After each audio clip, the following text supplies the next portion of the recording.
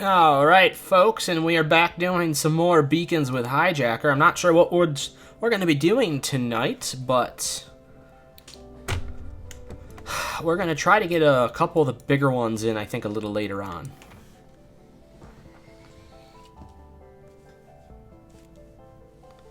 Might start with the 21st.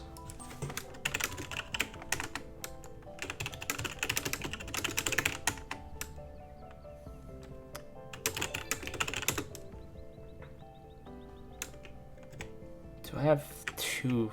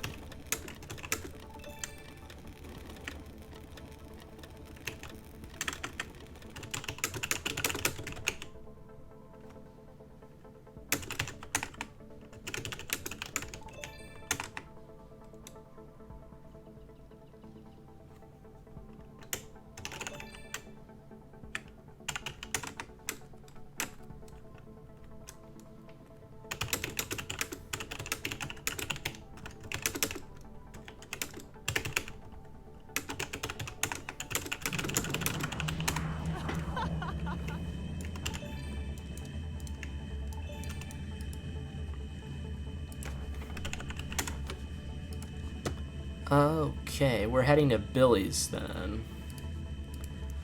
So, we're going to start this out in an ascending order of difficulty for beacon missions.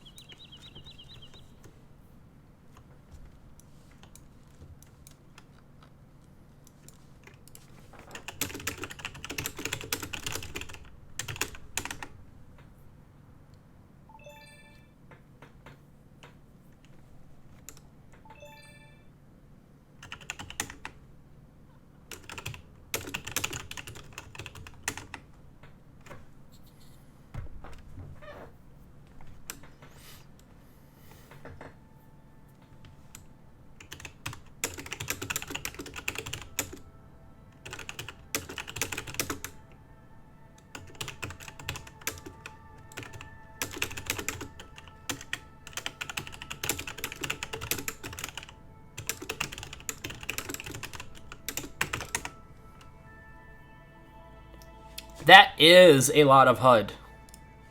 But it is all used.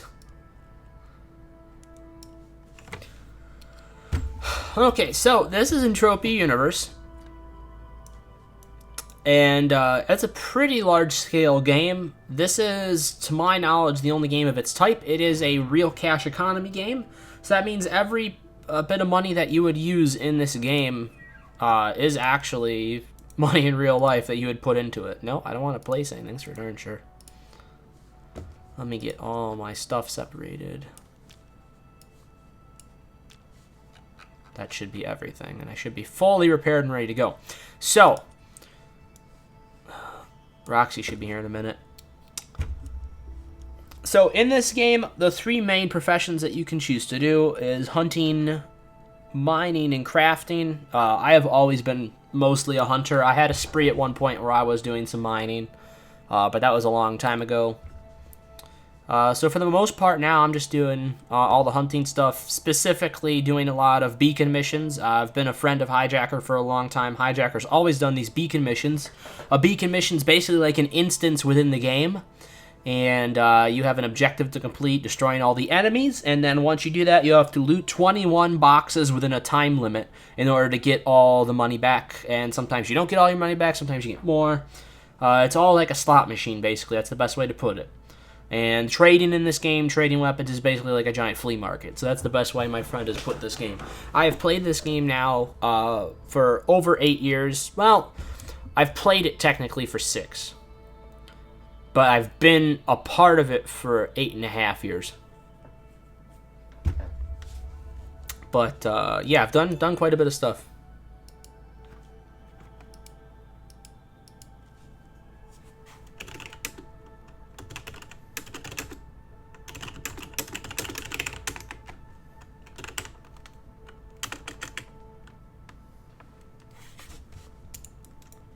So let me show you through some of the items here. Let me give you an idea what we're talking about. So these are like all your weapon stats right here that you would come to know. The level you would need to be able to start progressing towards completion on a weapon. So like right there, you would be able to start basically using this gun. But then around level 25 or 26 is when you could fully use it and get the maximum damage potential. Here's your damage interval. That's how you know how much you're hitting on that particular that attack. Here's your range, your hit ability, your critical hit ability. Your cost for how much ammo it costs. It costs, what is that? It's 1.2 cents in ammo alone to shoot the gun 1 round. That's basically what that comes out to. There's a lot of different little things. It's a very involved game, Prehensile. Very, very involved game. But to show you the cost for something like this. So this is my friend's gun. My friend's letting me borrow this gun. So that translating to US dollars would be, that'd be about it's $350 roughly for this gun. And that's a value that changes over time depending on who wants it. Most of those guns, most unlimited guns have been dropping in value. Not entirely, but I know that gun used to be a lot more expensive. It hasn't dropped too much since we got it. We got a pretty good deal on it, though.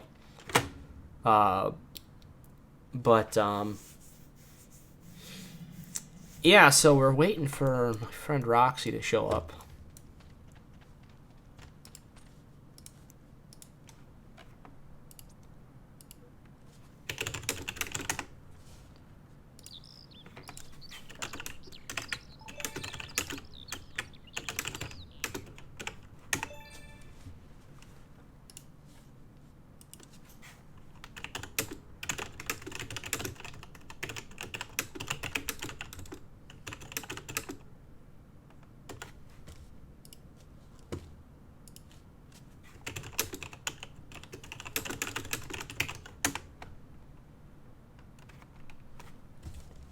We're going to be getting underway here in a few minutes, folks. Just waiting for Hijacker to come back from his beacon that he's on.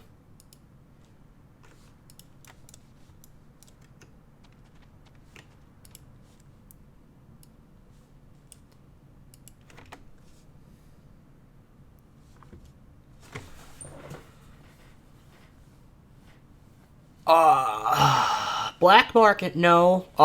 Piracy and PKing, yes. There is a PKing community in this game for sure. You go into space. If you go into space, let me see. Can I show you? What can I show you? There we go. Okay, so basically you have 5 major planets in this game. So we're on Calypso. We're right here. Rocktropia is up here. That is Cyrene down here. Arcadia is here, and Next Island's here. All of this space is all lootable PvP in spaceships, basically. You can either have, like, the large capital ships are an immense amount of money. But your normal VTOL, the vertical takeoff and landing craft, and a quad interceptor are much cheaper, and those are affordable. Most people do PvP in the quad interceptors. I don't think you can really do too much in a VTOL, to be honest. And as I said, the larger ships are between like $5,000 and $10,000, I think, still.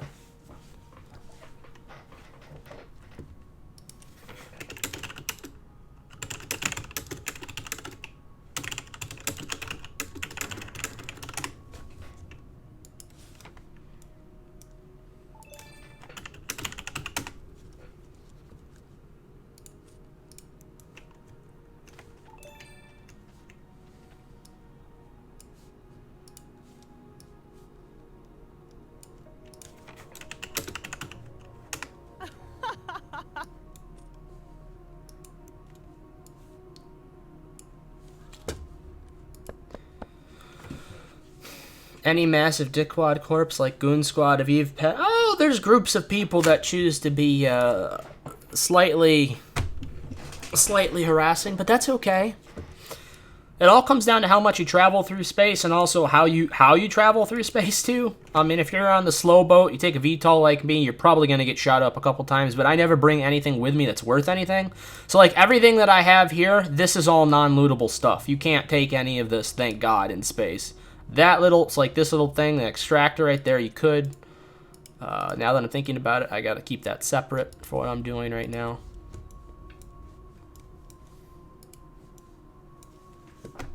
Roxy should be here in a minute. And Hijacker. Hijacker's going to be here too. He might come along for the 23.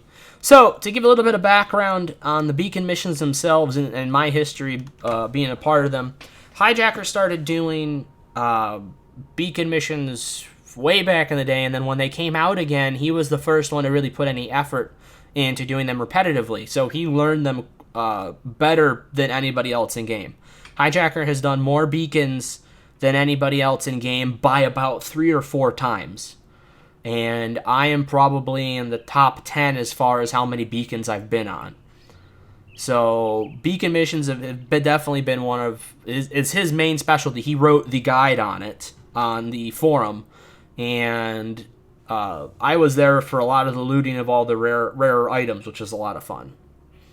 So these days you can still loot some pretty rare stuff. Armor pieces. You can still loot weapons in the beacons themselves. And that's what we're going to be trying for today. We're hoping for a lion armor loot. We can get a lion armor loot all the way down to a 23 ped beacon, which is the smallest size beacon, which is what we're going to be starting with. Then we're going to be progressing upward. You could say that. You can say that I am officially part of the round table. I'm not very highly skilled, though, as far as my avatar goes. And the reason for that is I did actually quit for quite a long time. When I first started this game, I actually put money into it. I ended up... Oh, is Roxy over there? I think we're going to be getting ready to go here, folks. I got to trade with Roxy first. Hijacker's been letting me help him run these beacons. I'm basically just running them for skills. He's hoping to get some good items out of it and helps me level my character back up. So he's been really helpful. He's been a really good friend of mine over the past 6 or 7 years. And I played for about 40. What type of game where a small lapse means you fall? Type of game where a small lapse means you fall behind forever? No. I quit totally. I sold everything I had, all my skills. You can sell skills in this game. I sold everything and totally shut down for about 2.5 years, and then I came back. And I had to start all over. That's why. No, they're not going to join me in Discord. It's usually just me in Discord for this. Sometimes I do have a good friend of mine also from this game. Why is it... I don't need... Son of a... He's trying to shove this down. Oh, wait a minute. Is he giving it to me? No way.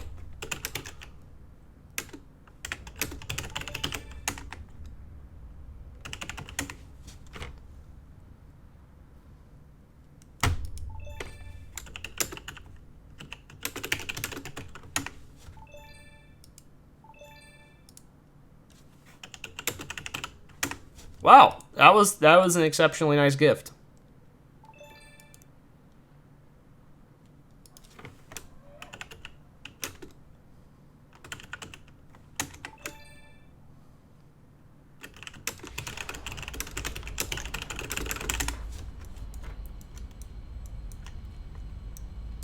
That regen chip is pretty decent for sure.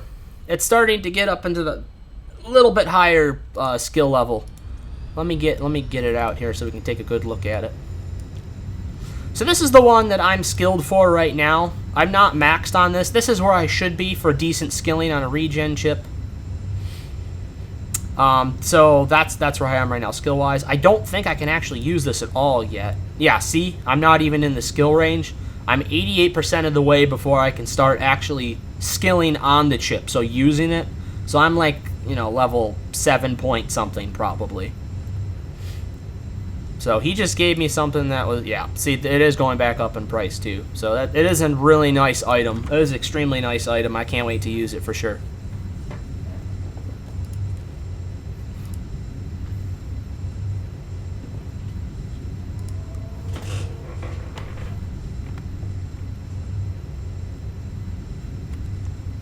I wonder if Barter is online. If Barter's online, he might join us.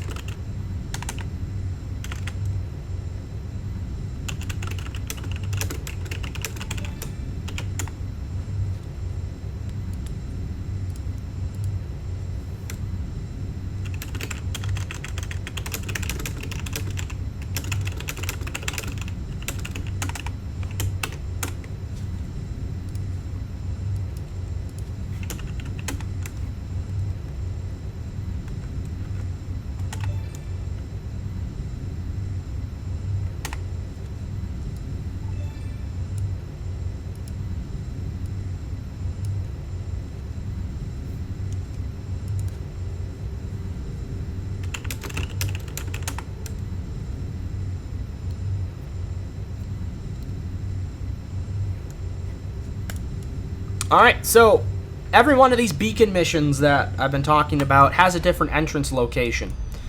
So all the main... I hope they didn't kill me. Jesus, this game glitches sometimes. So here's your planet map. This is the continent Edoria. Amathera is over here. So we're on Edoria. All these blue dots, all these major blue dots here are teleporters that you can go to. So I took off with Roxy from Billy's spaceship Afterworld. This is the closest teleporter to get to the 23 ped beacon, and that's where we're going to start our journey tonight.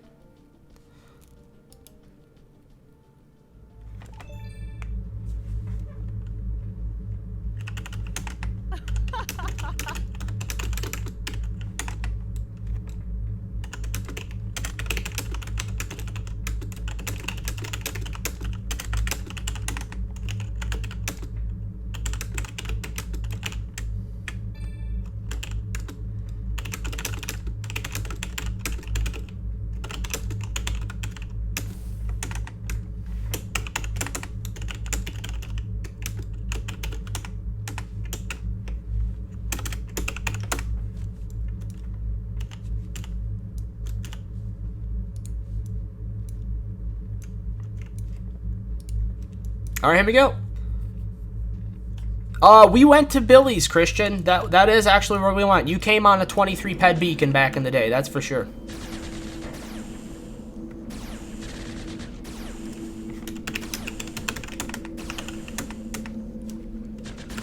Jesus Christ. Fuck's sake.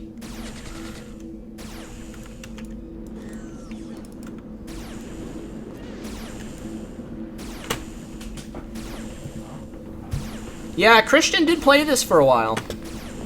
I had him hooked for probably about 6 or 7 months.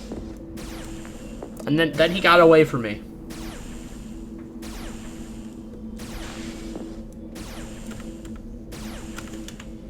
Alright, we're going to take one quick look here. There is a box, so that's a starting box right there. That's the first one that Roxy's going to have to look after.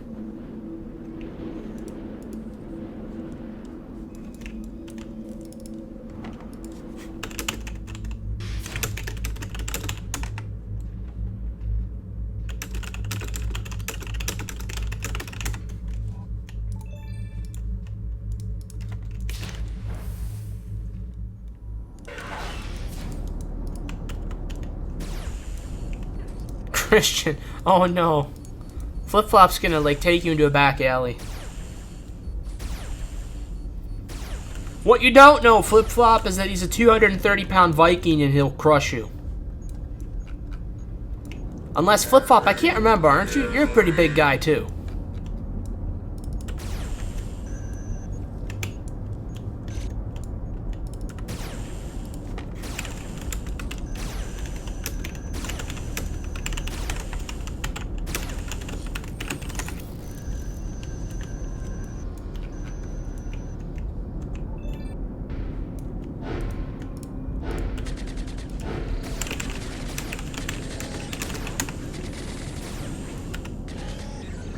Alright, we got a lot of chats open.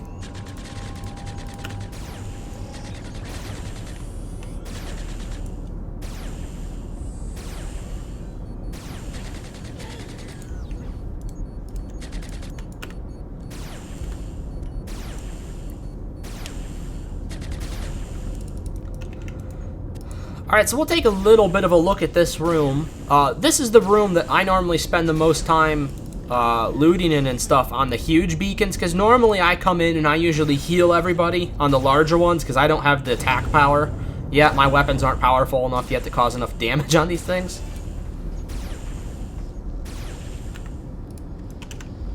So I'll give you a quick rundown once I get these guys killed.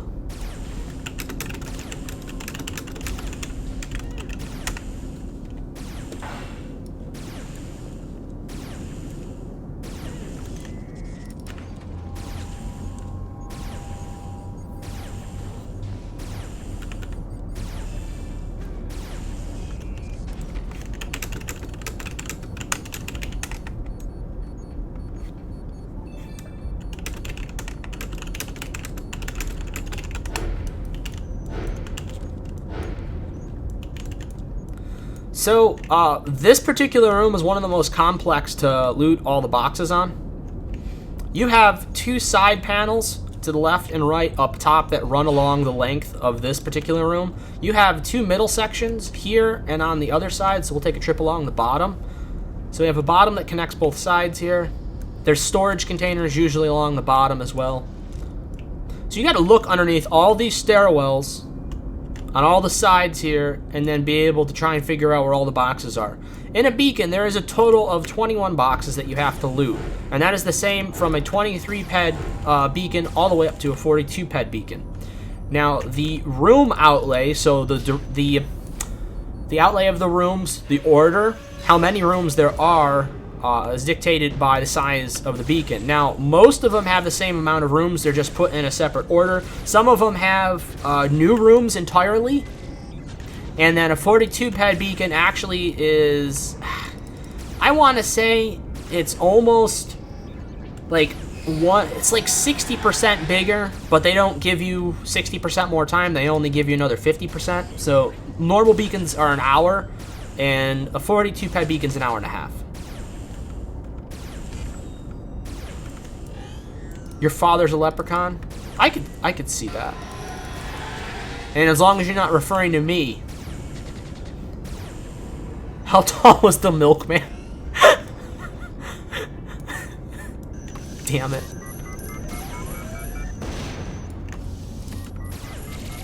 You bastard, you little shit.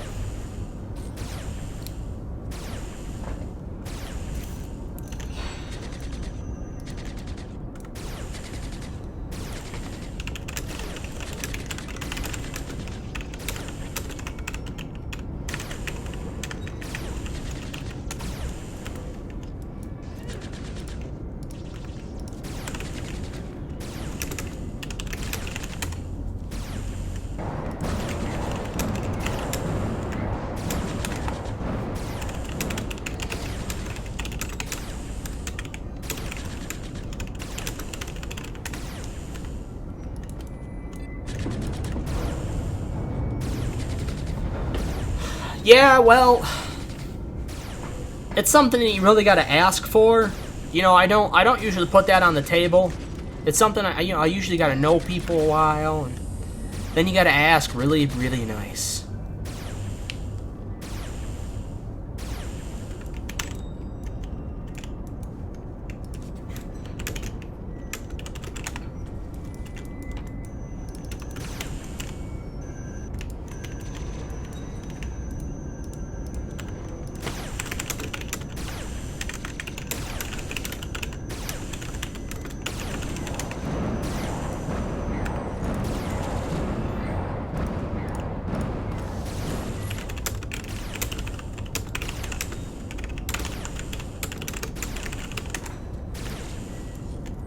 Alright, so another thing I'm going to...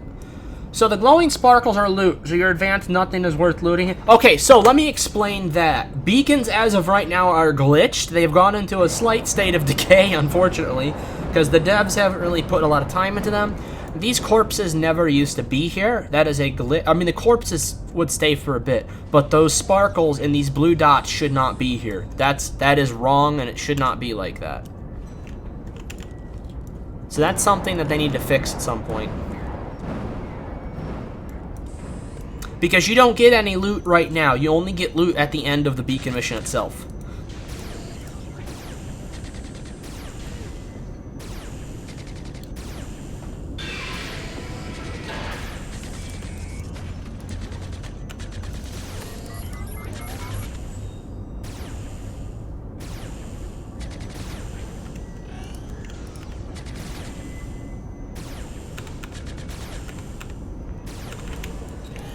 Alright, let's get this room cleared, and then we get to move on to the next bigger area. This room in itself is pretty easy. There's an area down there where you can collect boxes. Up here is just a simple walkway. All the boxes are fairly easy to find. See, there's one back there. That's one of the 21 storage containers right there. Oh, for fuck's sakes. Christian, can you put a leash on that person right there for me, would you? Put a leash on Flip Flop and walk him around the yard a bit, please. I think he needs a little bit of exercise.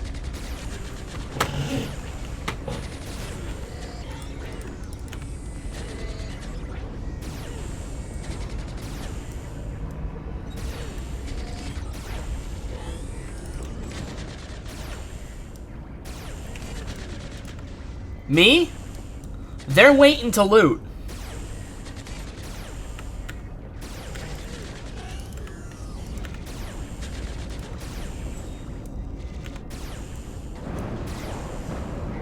They're here to help me loot. Hijacker's off doing something else right now. His friend Roxy's here helping me out. Oh yeah, there's the tentacle walk right there. Christian may be tall enough to put a leash on you. No, it would be faster. But the reason why I'm doing this by myself is Hijacker really does want me to gain as many skills as possible. So let me get into a little bit of the skill scaling then in this game. Let me get laser sniper hit. Okay, so there's what we're going for right there.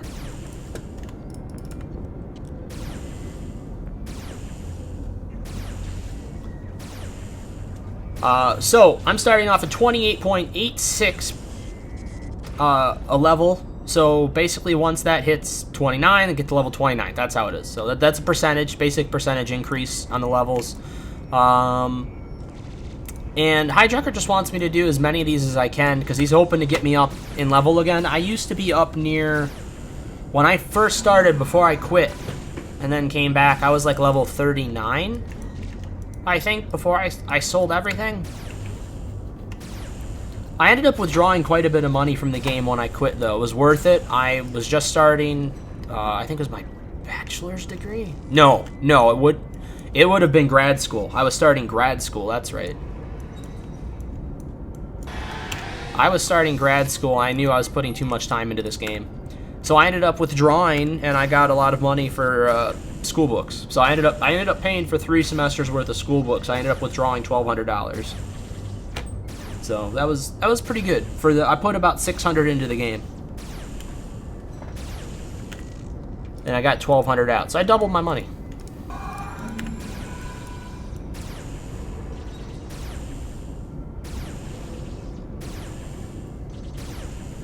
Yeah, so those are fractions of fractions of fractions. So those are fractions of skill points.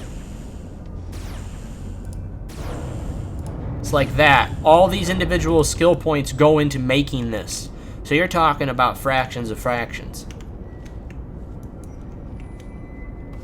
So let's keep an eye on that now.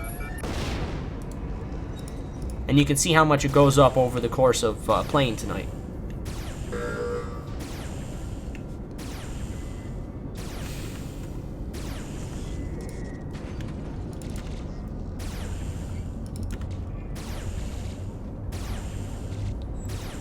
Are you going to be going as the Daft Punk guys? Because of the height difference and the size difference, Flip-Flop?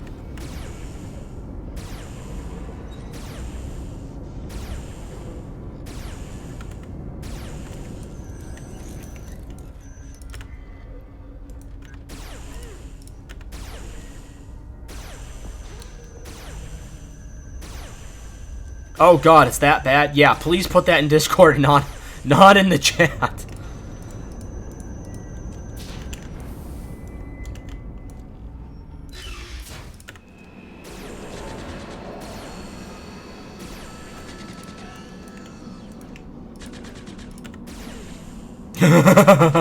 Damn it. So, Lisa, I started a new round of 7 Days to Die. Just to get some practice in. And also because I wanted to set up a thing where I was just going to showcase different 7th days. And the world I got is so much better than that last one I had. There's water everywhere. It's all green open fields. It is so nice.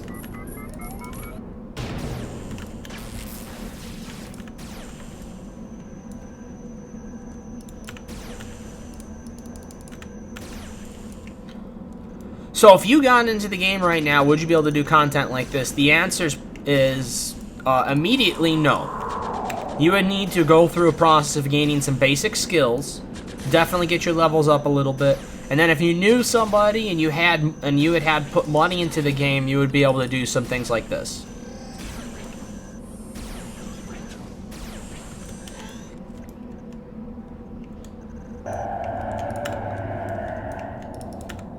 It does take quite a while. This particular thing, if you wanted to do what I'm doing by myself, it would take a little while. Not too long, just as long as you got enough, you know, I don't know how much money it would take to put into the game to be able to get some gear. I'm overpowered for this particular beacon. I mean, I'm hardly taking any damage on this thing. So I'm wearing, let me show you the armor set I'm wearing. I'm wearing the Makita armor set with a set of plates.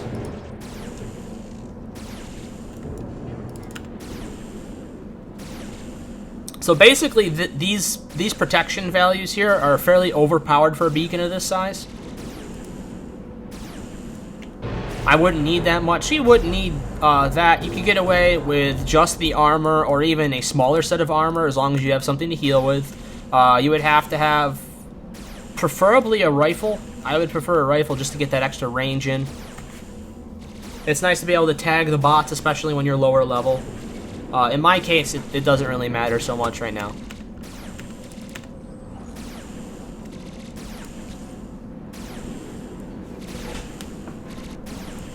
But now we're getting to the area where I gotta focus on where the boxes are. So I'm gonna start showing you my process for setting up the latter half of a 23 ped beacon. Let me get this out of here so we get more screen to see. I will bring team chat up. Alright, so we have a box here. I'm definitely going to have to get that one. So I got to remember, there's one right here. We're coming up on the halfway point. The halfway point's going to be after this next big room. Now, good news is all these mines here are basically worthless at this point. They have been glitched so bad that they basically do not hit you. They used to be really horrible. They used to do a ton of damage to you, but at this point, they don't do too much. I can show you definitely sometime in the future, when I'm playing this game again, what you can do starting off. I can do like a whole introduction to Entropia episode. And I can teach you all the basics of armors, weapons, healing devices, things like that, how skills work. And that's definitely something that I can do very easily because I've been familiar with that stuff for quite a long time. Getting started, you have quite a few options of things you can do. If you, let's say you put $20 in, let's say you invested $20, you could do quite a few things. So you'd be able to buy a vehicle to fly in. That would be one of your major things, so you can start flying to teleporters. You would have enough money to be able to buy some basic equipment. You'd buy your first armor set, and then you'd have enough left over for a decent amount of ammo to be able to start working on skilling up. And you get money back from when you go hunting. So a beacon mission is very different from normal hunting in this game, because all the looting happens at the end. It is an instance event versus just going and doing open world hunting on random mobs.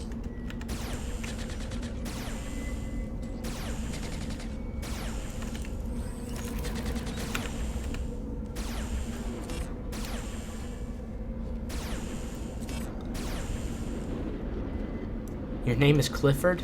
God damn it, man. Alright, so we do have a box right here. So now we're going to take a closer look at box placement.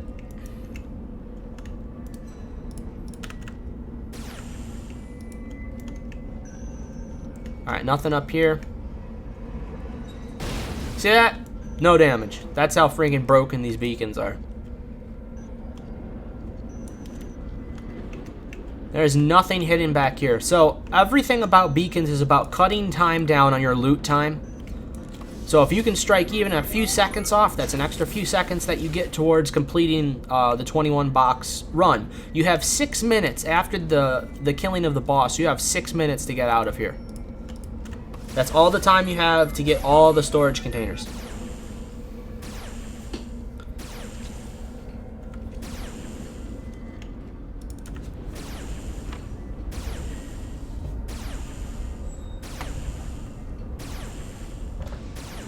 That is really, really dark, Prehensile. That is really, really dark. Very, very, very dark.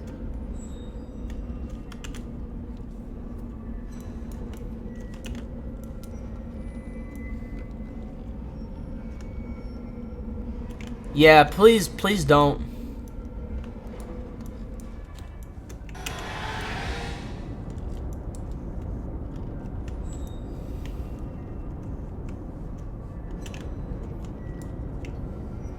It sounds like it.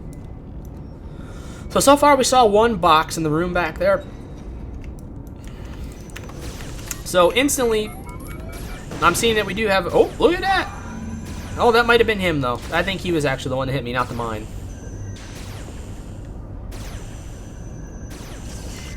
So that's 2 boxes in this room so far, 1 in the previous room. Our checkpoint that we're aiming for is right down here. That's the midway point on the 23 pet beacon.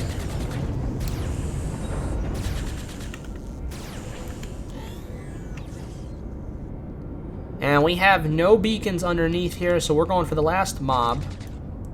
And then we're going to check around here. There's a lot of secret spots you got to check for the boxes sometimes.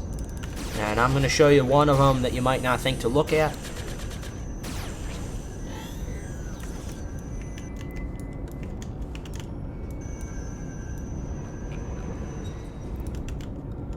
So let's go underneath here. Oh, see, this is a good spot too. Holy shit. 1, 2, 3. Definitely coming back here. We have 3 boxes right there. Now, I've only ever seen a box here once, but my golden rule is if you've seen a box there, go back and check it every time. So there is no box back there, but there is 3 right there. So that's a total of 5 in this room. 5? Yeah, because there is none up there. And we just reached that checkpoint, so if we die now, we're going to be coming back to this spot right here.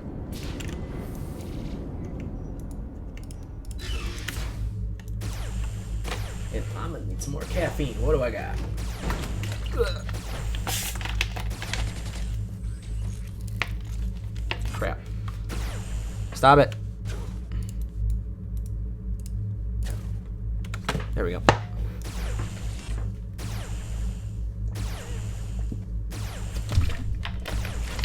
I had bought a can of Monster energy drink, but I left it in my car and I don't feel like going out there for it.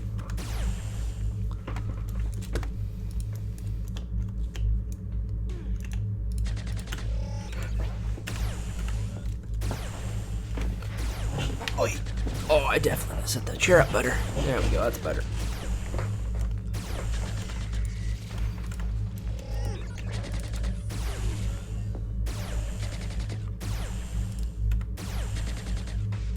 Yeah, everything in beacons is fucked up. That's the only way to put it. They messed up beacons pretty bad. We still do them because the skills are good and because you have the chance of getting some decent loot. These used to drop maces. So mace class weapons. It was the Castorian Combat Mace series. Beacons dropped every Castorian Combat Mace in-game, I believe. And I think Hijacker was probably around for looting at least half of them. At least half of all maces were looted by Hijacker and somebody in his team. And I was there for a good amount of them too, so. He tossed peds my way for that, for helping him out on the beacon. So that's how I initially was able to make quite a bit of money. We made quite a bit of money doing beacons, and then I actually set up a rental shop. where I had a bunch of my own gear. I loved collecting gear. I had armor sets for all different levels, all different types of armors. I had like 16 armor sets that I'd collected. So people could try them out. See if they liked the armor set before purchasing it. That was basically just a nice little service I did, because I didn't make hardly anything off of that. But there was some rental items I was actually able to make quite a bit for.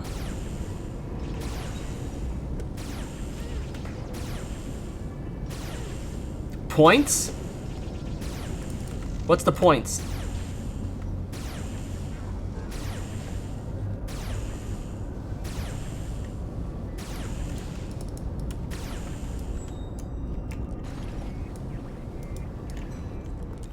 And now we have the midway boss.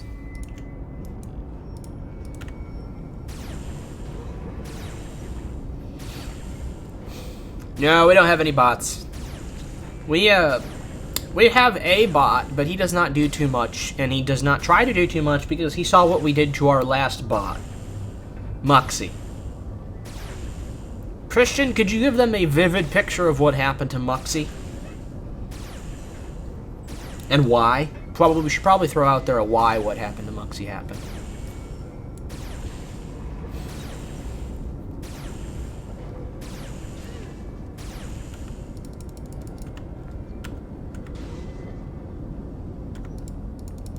First time I've had to heal this entire beacon.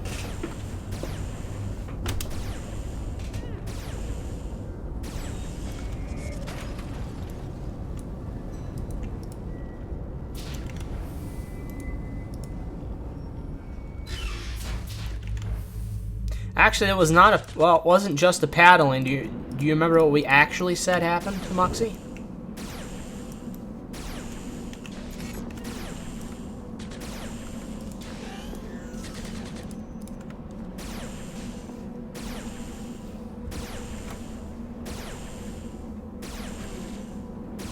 Nope, not round back to Burger King.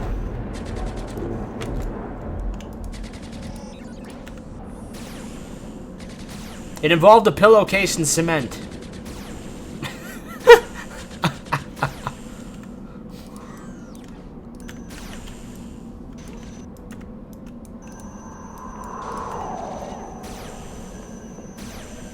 Oh god, that's dark too, flip-flop, but what I said was dark as well, so that's okay.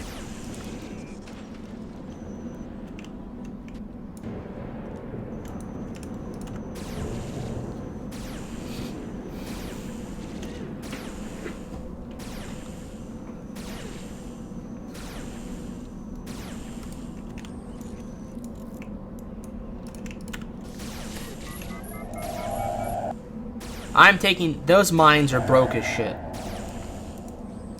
Alright, guys, we're getting really close to the boss.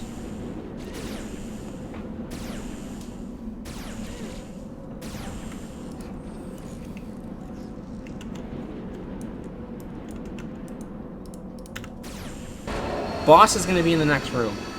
Before I attack the boss, we are actually going to go the long way around behind the boss chamber to check for extra boxes in a secret spot.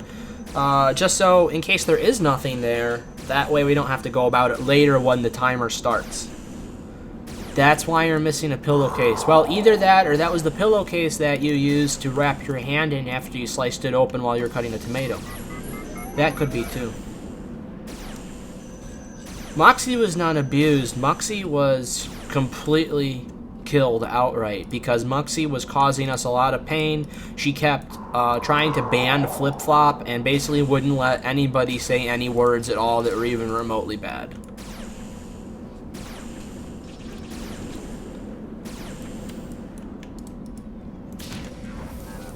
She was downright distracting.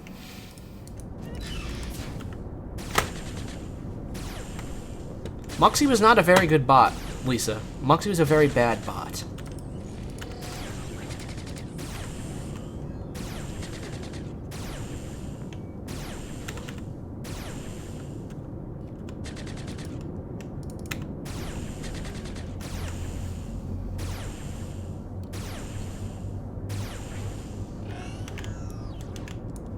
Yeah, I wonder why, right?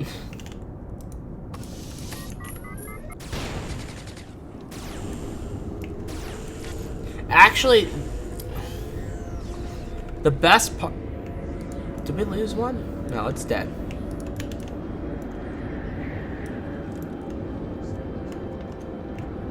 Let's go get these activated. Alright, so we're taking the long way around this side first to check and see if there's any boxes in the top row. Me6 is so afraid. See, this is why we wanted to have what happened with Moxie happen. Me6 is so afraid now after what happened with Moxie. He waits a half hour to announce anything, and he doesn't try and keep people from getting out of control. He lets us do our own thing. He's so nervous that something is going to happen to him that it keeps him in line. Is it dark? Yeah, it's dark. Is it effective? Yes.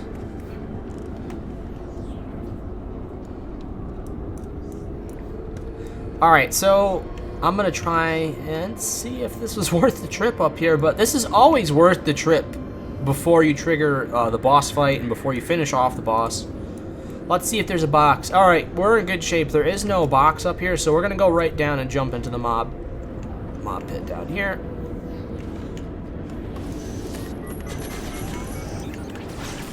Come on, buddy. Don't. Good boy. Oh!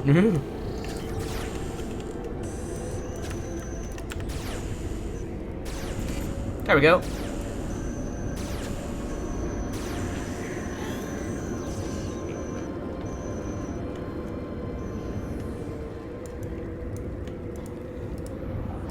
Alright, so we have an extra box in the main boss room.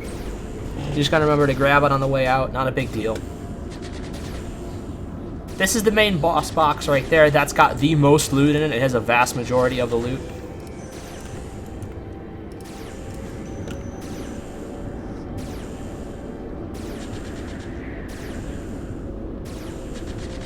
Who is Baby Cakes? Is that a person you've been having problems with in Proteus' stream?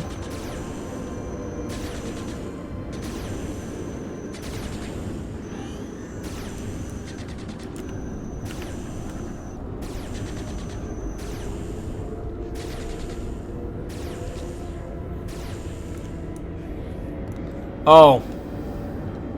I see cakes. I see the cakes. I thought you had somebody named Baby Cakes on Proteus' stream, sorry. Alright, so we at boss, I'm gonna let Roxy know.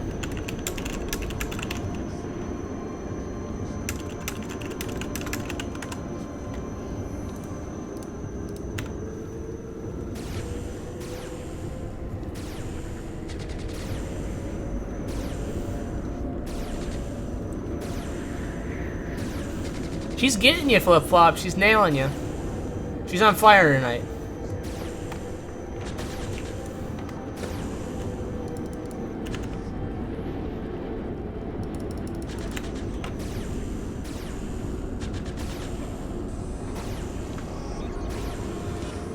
Alright. I really hope Roxy's ready. If Roxy ain't ready, we're going to have to keep healing and take some damage and some decay until Roxy is ready.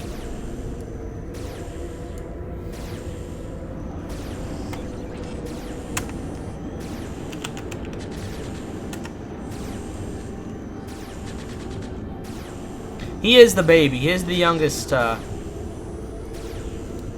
think the youngest we've talked to. No, we've had somebody much younger, but... We try and keep the voice chat clear of squeakers. Luckily, Flip-Flop is just barely above squeaker level.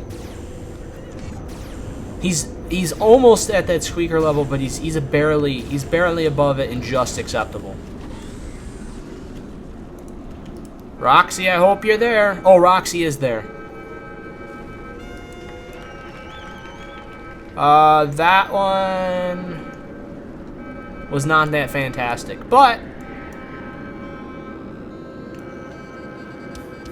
we got some decent TT value on it. It was enough for a global. Alright, now for the Mad Dash. I think I said there was only 2 in this room, yes? Alright, and I checked up and around. There's a third one near the door. That's easy to get. We know there's 5. There's 5 in that larger room, so we got to keep that in the back of our mind.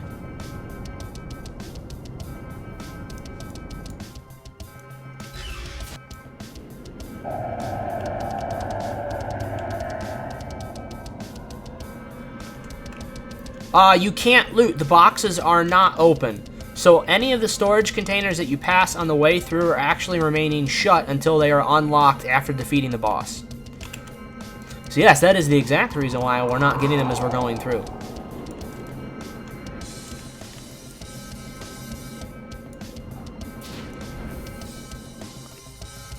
Time-wise, we're looking okay. For time, let me check the box count. Box count's a little low, but I'm going to change that box count pretty fast as soon as I get to that big room. And Roxy should hit a big pocket of boxes as well coming up.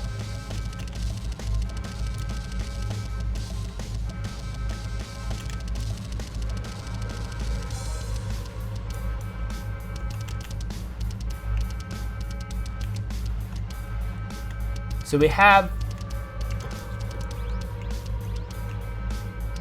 There's usually some in here. Alright, so there's none in this room.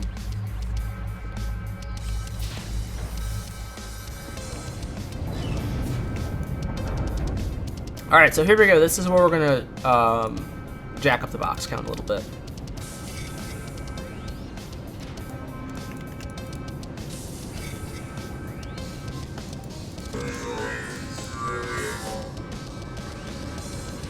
Robot weapon grips is good. Those have fairly decent market value. So what we're going is markup value. I'm pretty sure I said there's nothing. Takes 5 seconds to check. There's nothing up there. There is something up here, though, on this side of this stairwell. So we're going to go get that one. And then there isn't any down at the far end, but there is one like right there around the other side in the middle. So we got to remember to get that one on our way.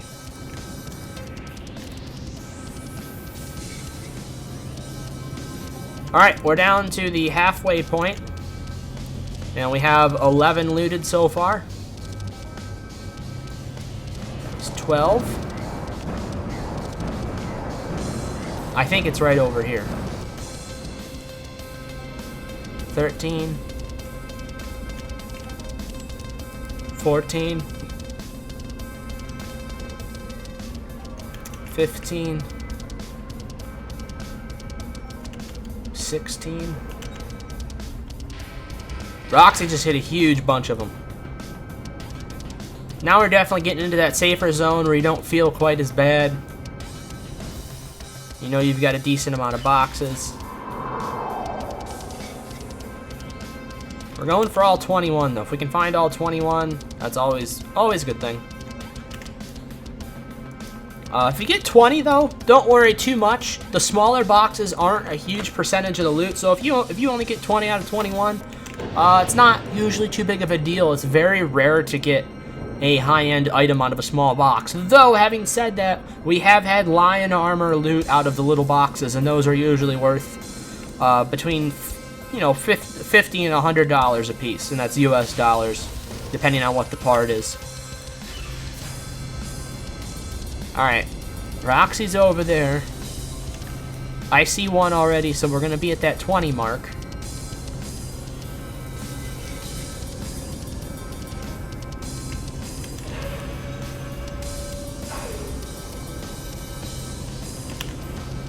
And there we go.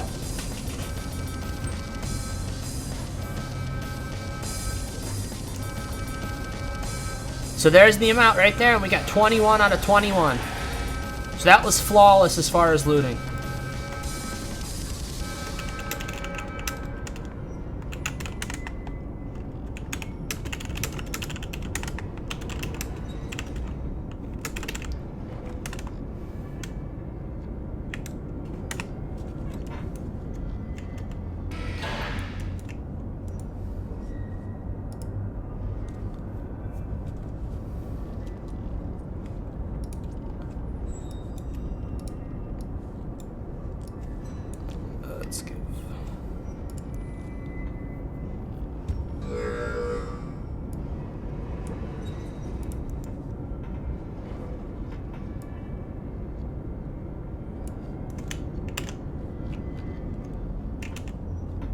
Alright, so now I shouldn't have to worry about weight anyways. I always get nervous though. I used to have so many items in my inventory that often I would get bogged down. And getting bogged down on a beacon when you're trying to run the fuck out of there and loot all the boxes is the worst feeling in the world, where all of a sudden, boom, you're overburdened. Alright, so now one of the greatest features of this game, we're hitting the T button, and we're going to be teleporting back to the nearest town.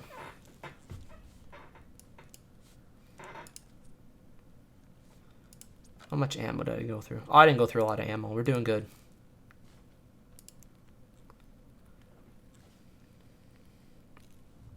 Oh, good night, Christian. Thanks for stopping in, man.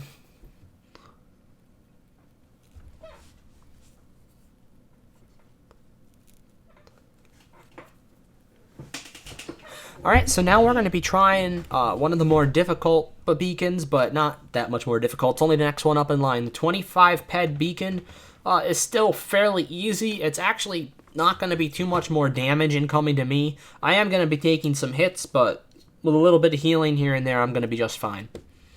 So Hijacker's going to be joining us on this one. Oh, goodness. And this time we're going to be going to a different teleporter, so we get to see a little bit more of the game.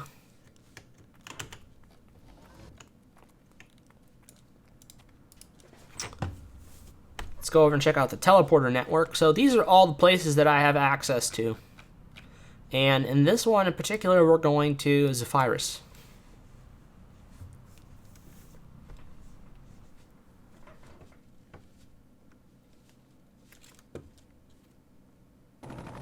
I hear it. I hear the hijacker chopper. This is the legendary helicopter that more beacons have been done via this helicopter getting us to beacons than any other helicopter in game. It is legendary. And I bet you he lent it to Strash.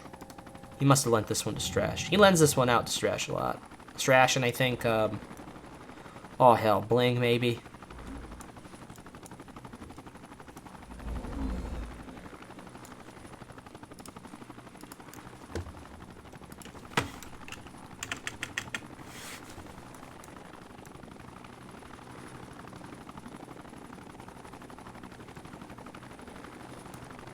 I think we're waiting on Roxy.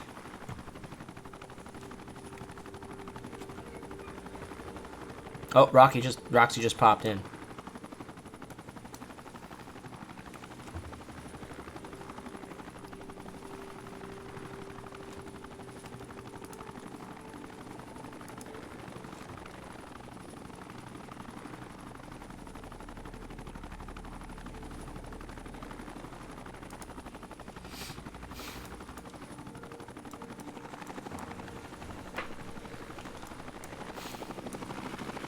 Alright, so let's show you the distance that we're going to be flying to get to this, in case you want to know where the beacon itself is located.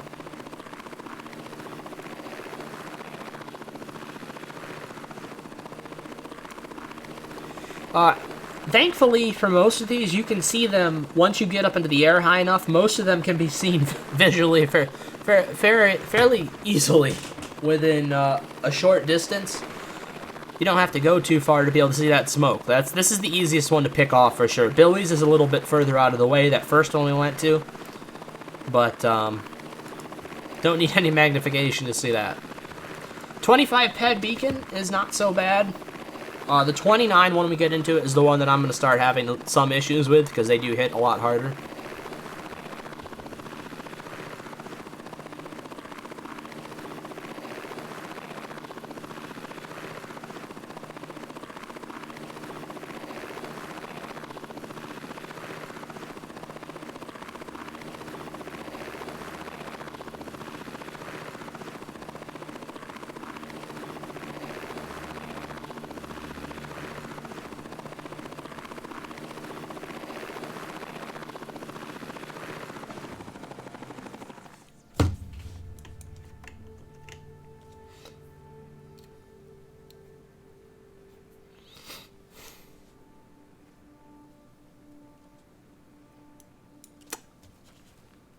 I'm getting a phone call.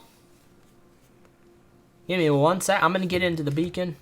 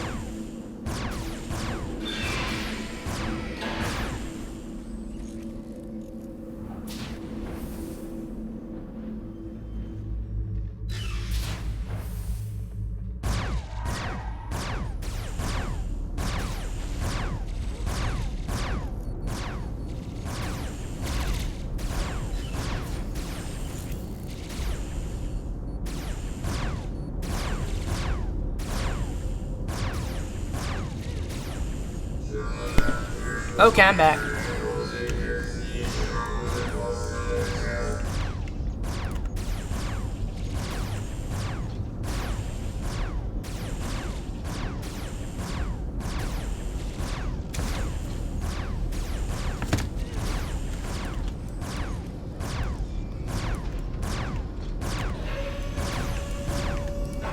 Now, by famous whales, do you mean, in other words, people that put a lot of money into the game and they become the best, they become a high-level player, they have a lot of high-stakes investment in the game? The answer is yes.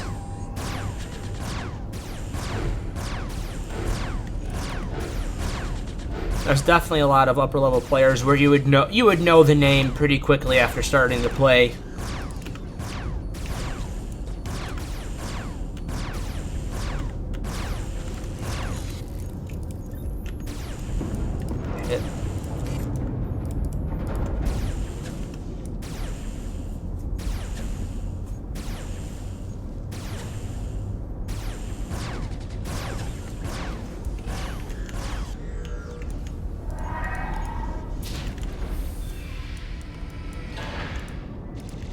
Now, good thing is, since Hijacker's here, we're going to be tearing through this 25 really easy.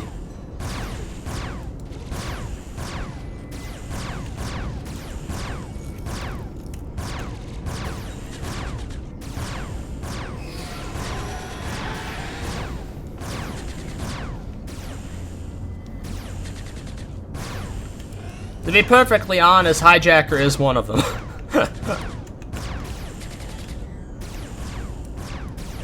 To a degree. Hijacker's one of them, but he plays smart. Hijacker's always played smart. He tries not to take unnecessary risk. He goes for most of the sure things.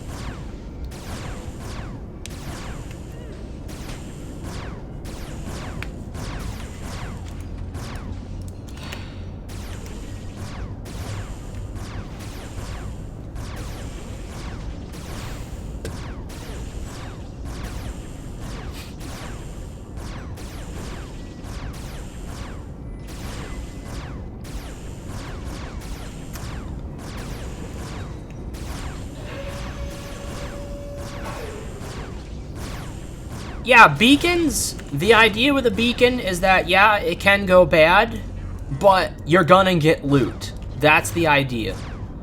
You're going to get loot no matter what. You're going to get a reasonable percent of your loot back no matter what. You're going to gain skills along the way, which are also worth money. But you also have the chance to make an exceptionally large amount of money if you hit the right item. So that's why Hijacker, when maces were looting, and maces were selling, depending on what size mace it was, between $150 and $700, and that's all US dollars. And I bet you Hijacker looted between 15 and 20 of them between himself and groups over the time we spent doing beacons. So it was definitely a worthwhile time investment. And with all the high markup on the stacked loot, so the loot that you would normally just, I don't know, if, maybe I forgot, I gotta check and give, yeah, so like that, there's 7 in that oil stack. There's items like weapons, armor, things like that are singular stack items versus stackables like that. How do you officially cash out? Well, if they have it the same way, you would put in for a withdrawal.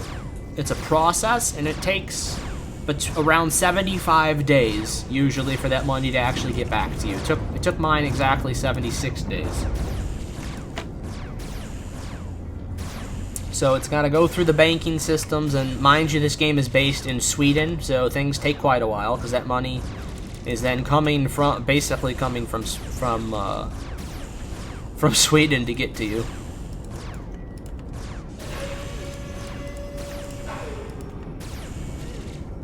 The game is backed by the Swedish national banking system.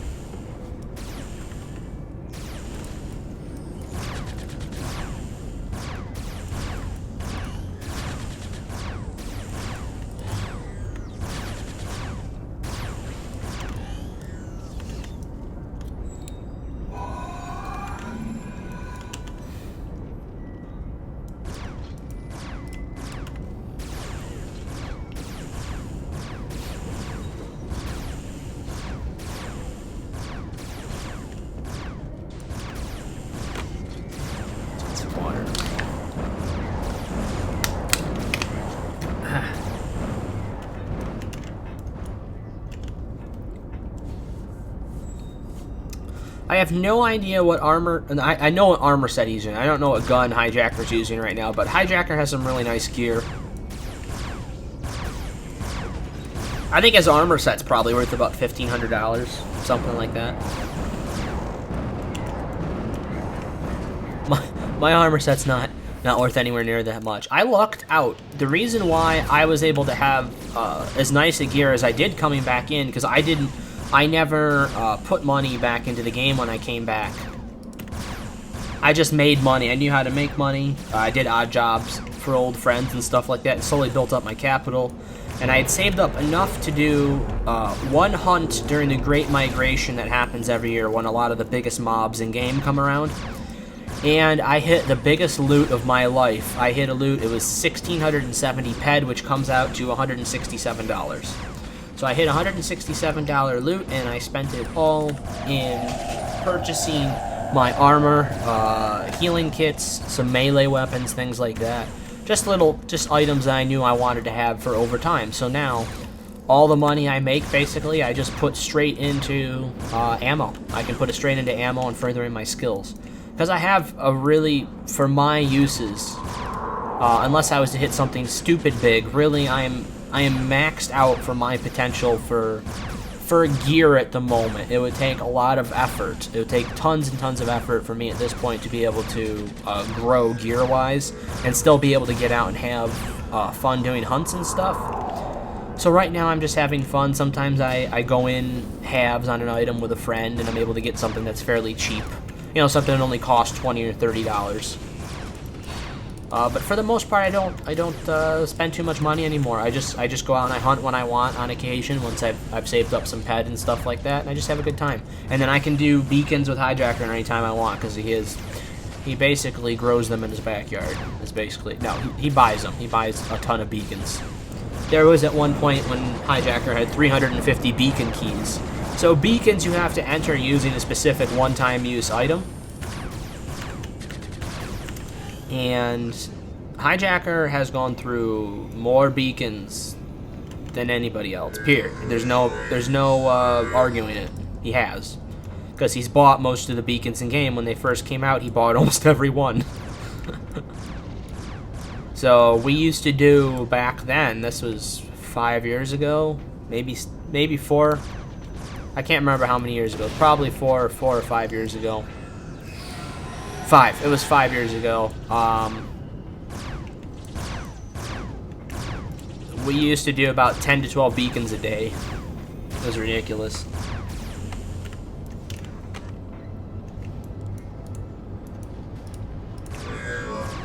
If I drop 4K on crates, if you drop 4K on the crates, in this side of a beacon, in this size of a beacon, that would be a fucking fantastic loot. It would be ridiculous. Have I ever seen that happen, like that high in just pure TT value alone?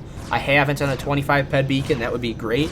If you had literally 4,000 ped, you would not run out. If you played smart, so let's say you kept to all, you know, a lot of smaller and just, you know, maybe occasionally hunt some of the more medium-ish mobs. And medium's a very loose term because medium is more like a normal small size. Like these guys would be a normal small size mob. So they're not tiny, but they're not big either. They don't have a lot of meat to them. They have some HP. Doing this type of stuff, 4K pads would last a very long time if you used it right.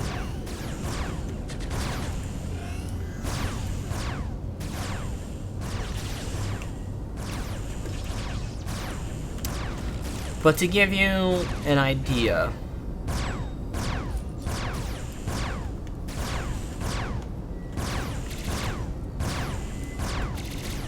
oh, 4K US dollars? You still would not be a god level player.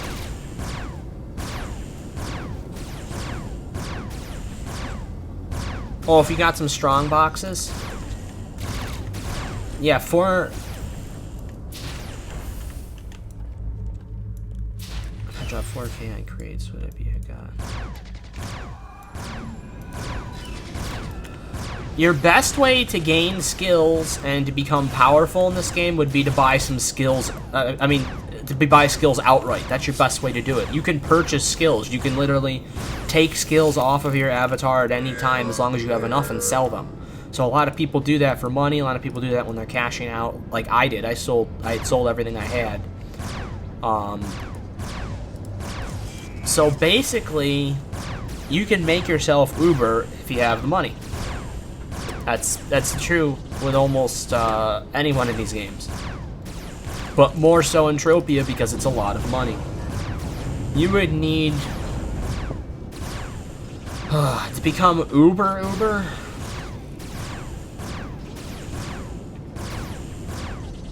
It depends what you want to do. I mean, if you're talking equipment, like armor, unlimited armor sets, unlimited weapon and everything, to become Uber, you're probably looking at about 50,000 US dollars. Somewhere around there. It's that expensive. That's how much some of these people put in and how much some equipment is worth. The top gun in game, there's only one of them. There is one gun that is worth between $30,000 and $50,000 on its own.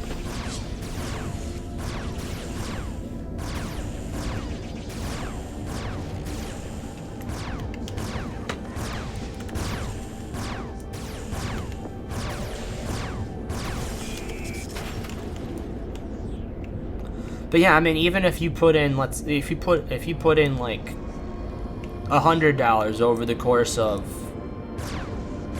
I don't know, 6 months, which is about what you would do on a lot of other MMOs anyways, you have a chance at making something, yeah, especially if you learn trading. I think it's a lot of fun. You would definitely be able to have a lot of fun if you had that much of a ped supply to work with.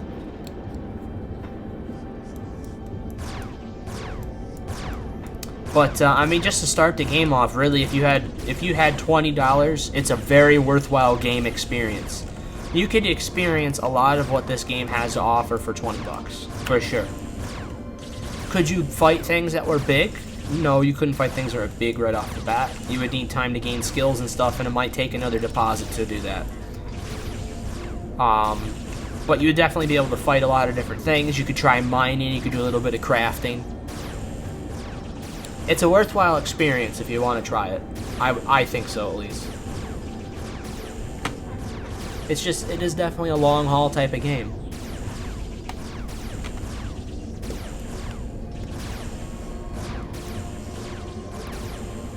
You know, I'm here because I've made a lot of really good friends, and I didn't want to let those friendships go over the years, so I stick with it, and I still have fun here. And I've been playing 8.5 years. So, you know, minus the 2 years in between, but I've started 8.5 years ago. Hijacker's got that. I just fucking saw one. Where is it?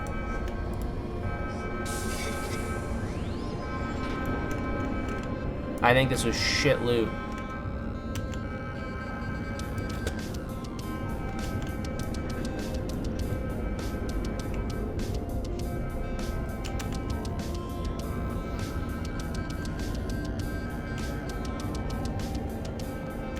Oh, for fuck's sake, there's one down here, isn't there? Oh, fuck! And that is what I hate the most about beacons.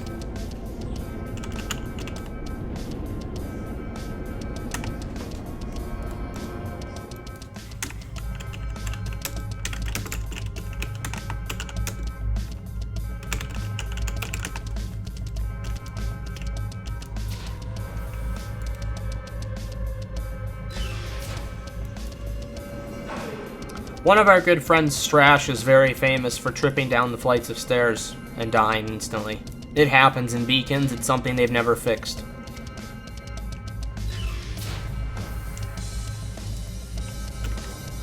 I'm not kidding. I wish I was. I really, really wish I was kidding.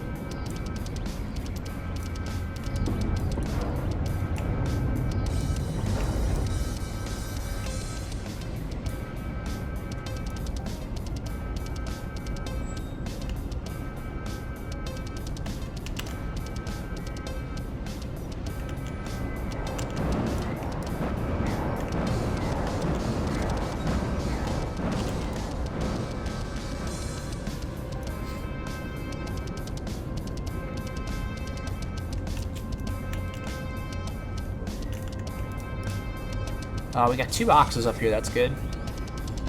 I'm gonna get the one down. Come on, work. Work you.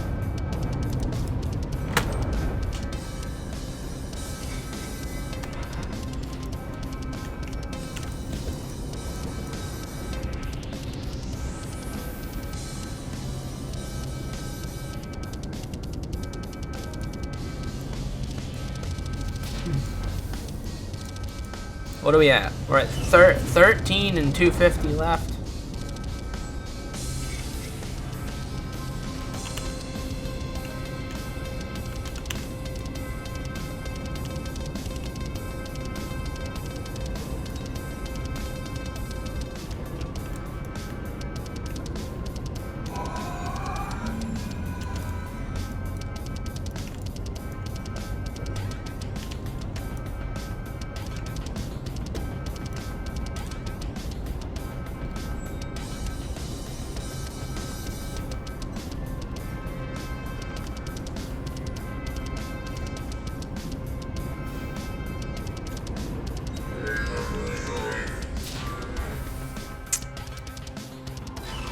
We're at 16, 2 minutes left.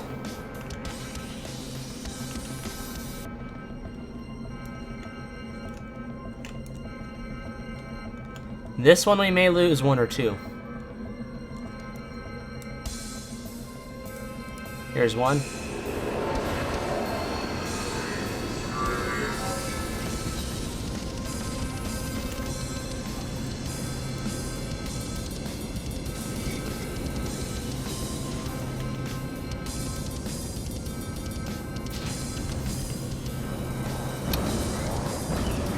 Oh!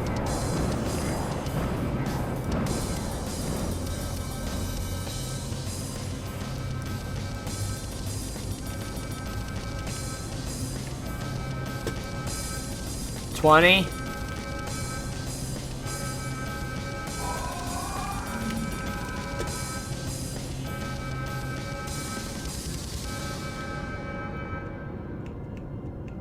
Come on, be it, be it, be it, be it. Nope.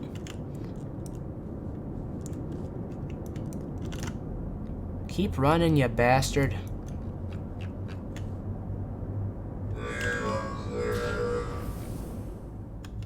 We are shy one box, and I think we're at the point now where he probably won't hit it. Unless it's right behind this door and underneath.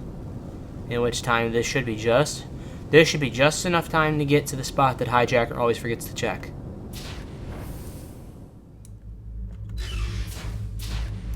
Come on, be it. Be it. Be one with the beacon. Nope, he checked it. Alright, I'm out of ideas.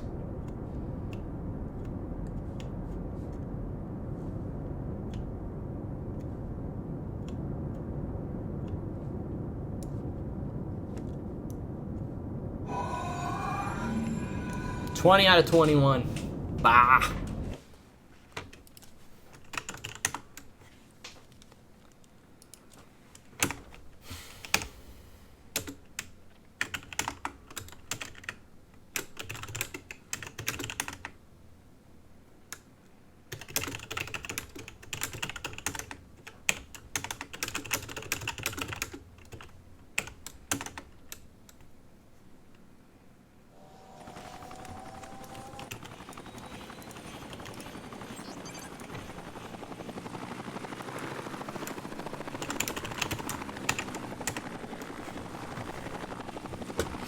Alright, so now we are off to the next size of beacon.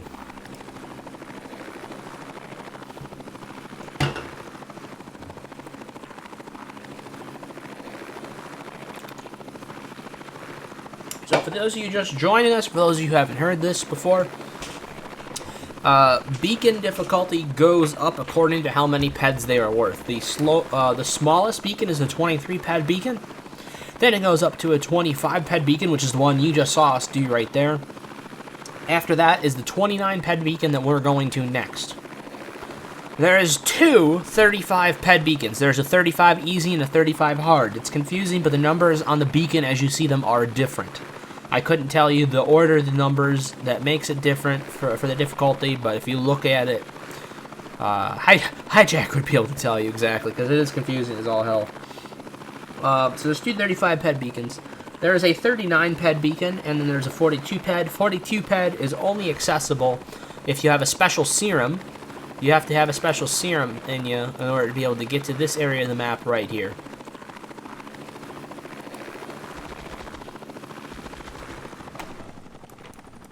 So I happen to have that serum because Hijacker helped put me through the mission. Made sure I had it just so for when he needed somebody to help with healing on the 42 ped beacons, I would be able to come there and help, or just be able to come and experience it in the hell that is a 42 ped beacon, because they are disgusting.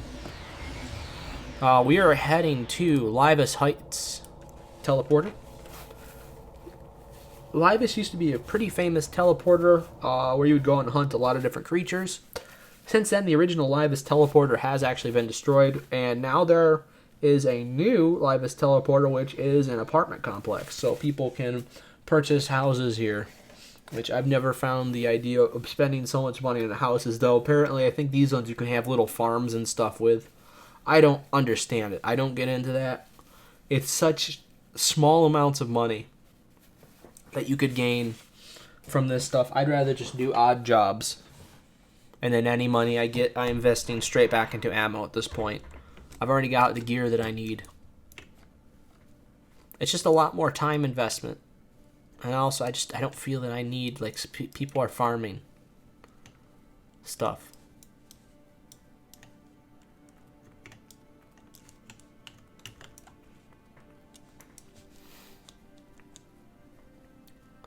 So I've gone up 5% of a level today. That's how little I've gone up in just one skill. So let's take a closer look at the skills then while we're waiting here for a second. So laser sniper, which is this skill right here, is my highest. I'm trying to get this to 30. Once I get this to 30, I unlock a new skill in this category called serendipity, and it helps all of my other skills. It helps the majority of the skills that you have. It's a good portion of the skills, and it also will slowly give you more health over time as well. Not a ton, but it does give you some for sure. So here's some of my other top skills. I'm pretty good with the knife fighter skill. All of my range damage skills as far as guns are good. My club skill, it exists. It's not fantastic, but it exists. My paramedic skill is actually decent for my level. For being a level 28 laser sniper, my paramedic skill is not half bad at 14.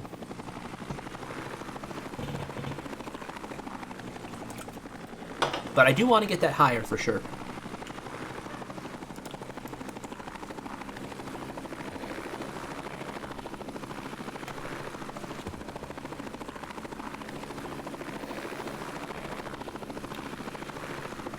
Is everybody falling asleep yet? I know I'm getting there. I've had a long week, and I've had most of my days go by with only 5 hours a night of sleep.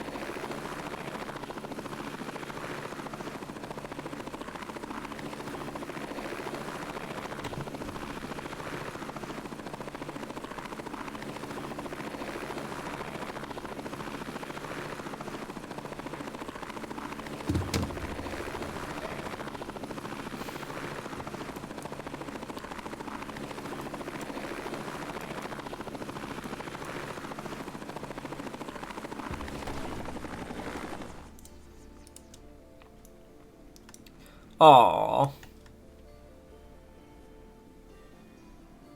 You're mad at me? Kill that thing. Stupid Cornondos.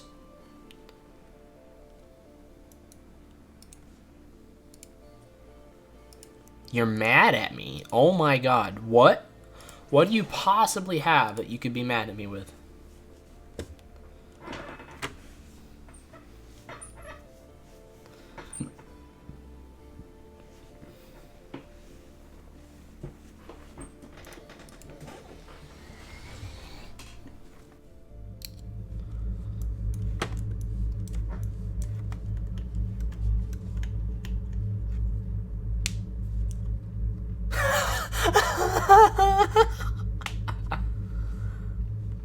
Pipe down, you little fucking squeaker.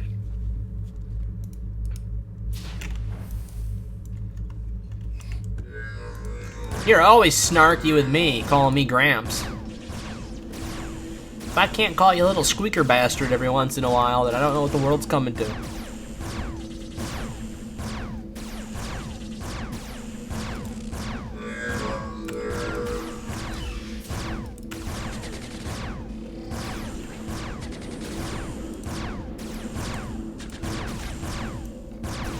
Alright, now I gotta pay attention on my health, because these things can start to take me out pretty good.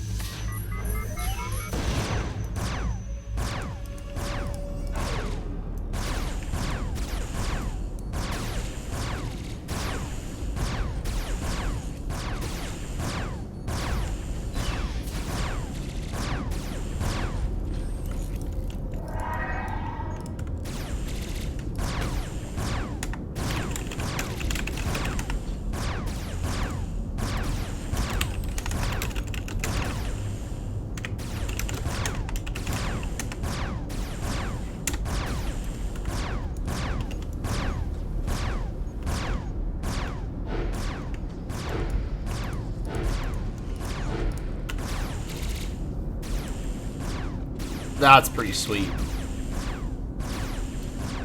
That thing with a nice amp is a very, very deadly weapon. So, just to put an idea as to how far ahead of me Hijacker is in level, he's maxed on this, so that means he's like level 76, 77.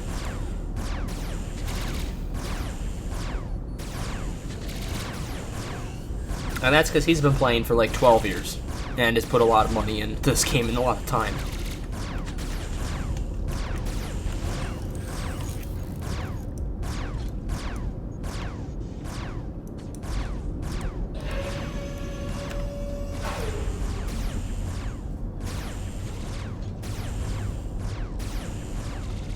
Still get called ma'am in drive-thrus.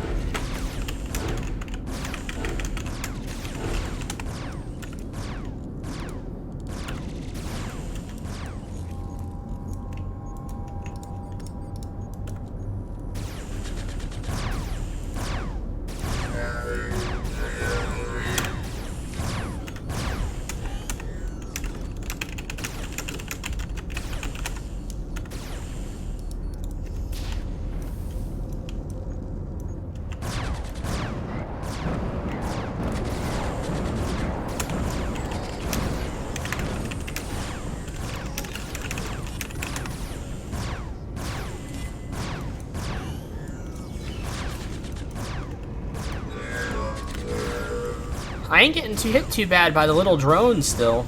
It's when the defenders and when the warriors start hitting me, that's when I get nervous.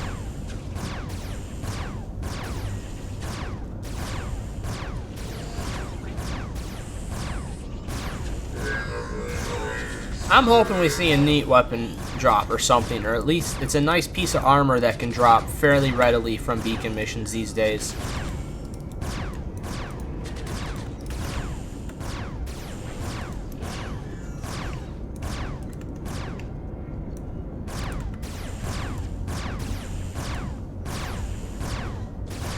Yeah, see? Now this guy can hit me for a lot.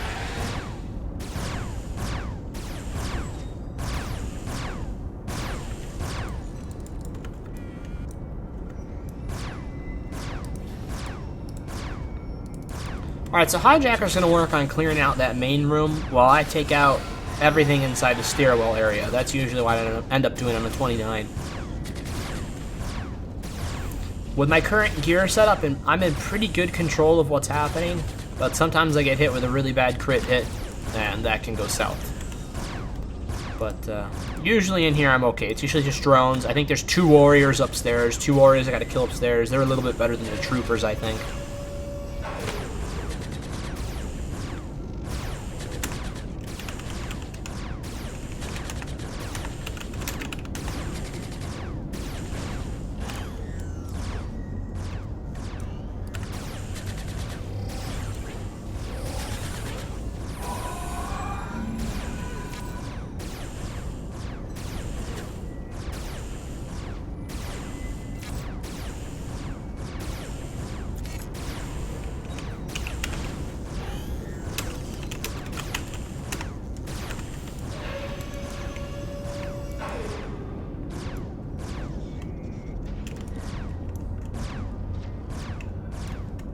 Oh shit.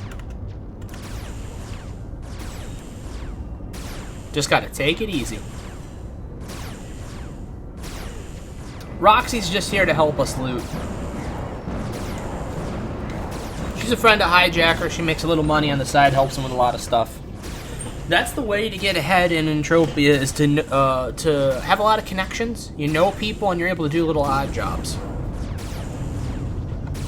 So, I mean, I basically did what Roxy's doing right now forever, and I still do it. I still do that for people. I'll just sit there. I'll literally stay there at the beginning, won't shoot anything, because right now the only reason why I'm shooting is because Hijacker's letting me use his ammo. So he's letting me skill right now for free, totally for free. I help him kill everything. I help him loot all the boxes, so he's got more potential to get more boxes. And at the same time, I'm becoming stronger. So it's a win-win, and I usually, if we loot good, he usually tosses a little bit my way too. So everything works out good. You gotta find ways to be able to have a thing like that where both people are able to benefit, you're able to have a good time, have good friends like that. And it definitely benefits to know people. You know, it doesn't benefit to stay quiet. You got to talk to people. You got to set up those connections because you never know when they're going to help you somewhere along the line.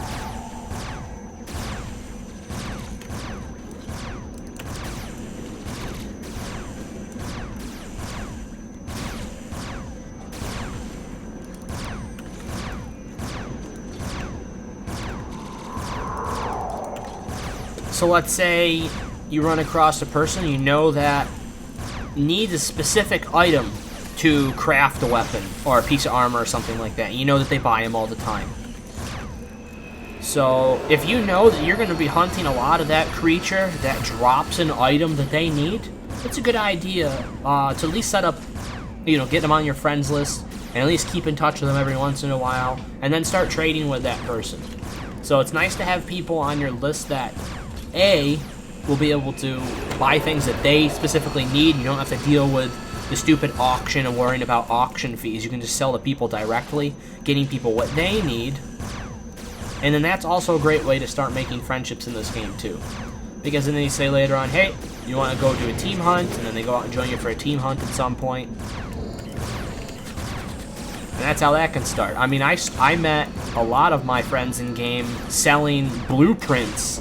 So, like, leftover blueprints that crafters had, I went and I just decided to make a business in buying and selling blueprints for the longest time. And that's how I made a lot of money to start off. I would sell blueprints for components, for weapons, for armor, things like that. And, you know, I wasn't selling them for too much. They would, some of the things I was selling would be like 25 peck, which is 2.5 cents a piece. Sometimes as much as 1 ped, depending on what the print was. But I had a lot of people, I was saving money selling them prints that cheap, depending on, you know, what they were. People were saving a lot of money like that. And I made a lot of friends doing that. That's how I met Barter Trader, who I have known for 8.5 years.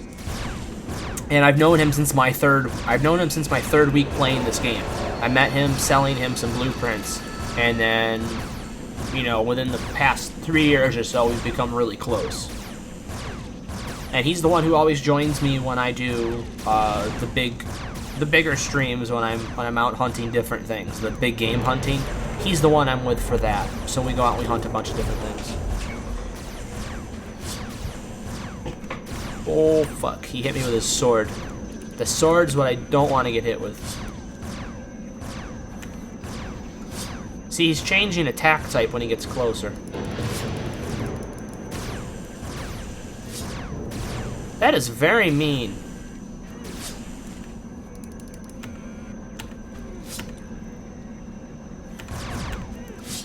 Ah!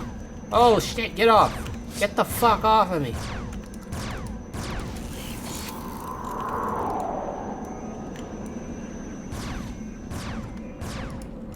Hey, I never said you had no friends. Never did I say that.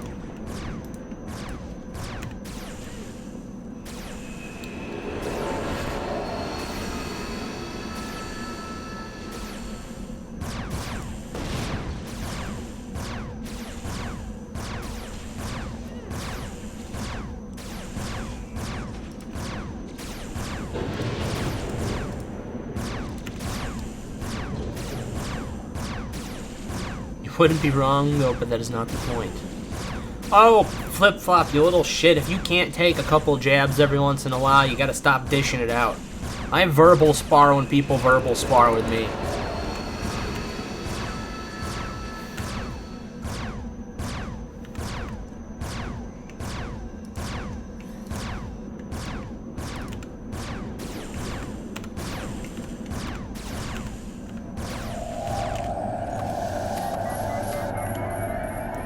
Oh, for fuck's sake. Oh my god.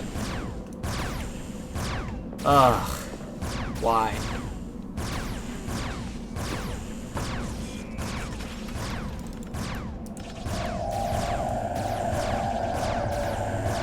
So you can see now, structure of this beacon's far different. See this path we had to come down? This is totally different from any of the other beacons. So now that we're starting to progress further in the beacon size, we're going to see some definite differences.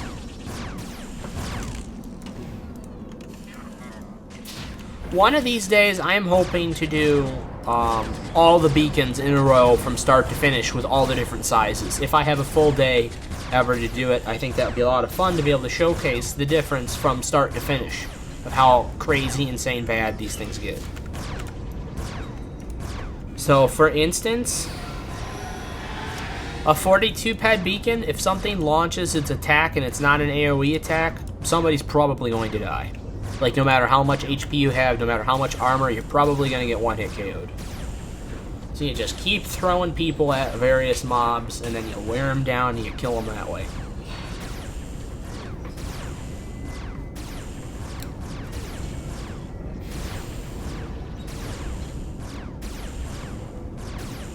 Also on a 39 ped beacon, you would have ideally 5 to 6 people.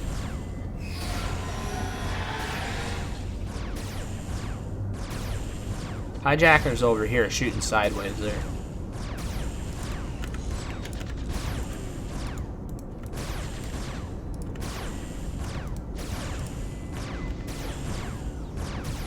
You don't lose money when you die, thank God. You don't lose anything, you can just start right over. You just come right back in, so you're either coming to a checkpoint or you're starting from the beginning of the beacon. You just gotta walk all the way back. That's the only major difference. Am I using an amp? I am using an amp, good.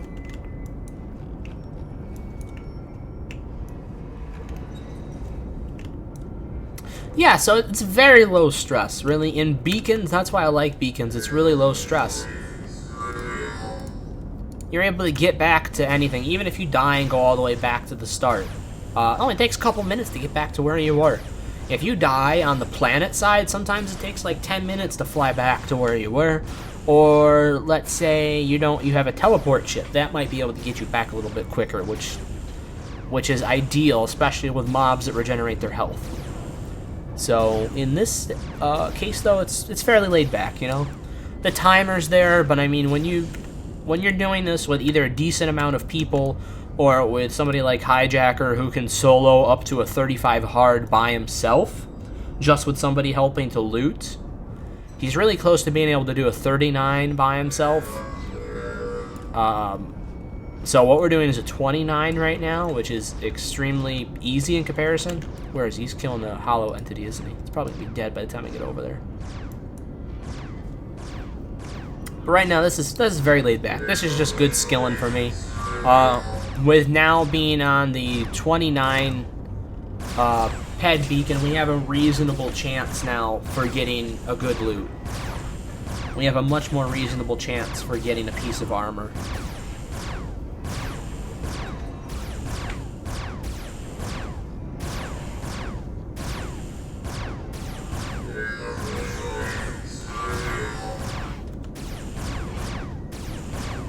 See, even this guy, he doesn't hit that bad.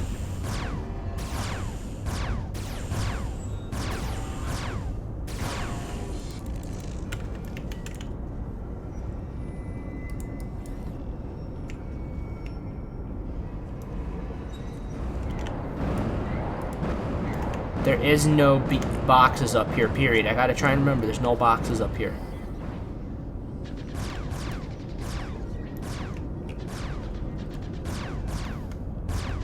See any back there doesn't mean they're not there.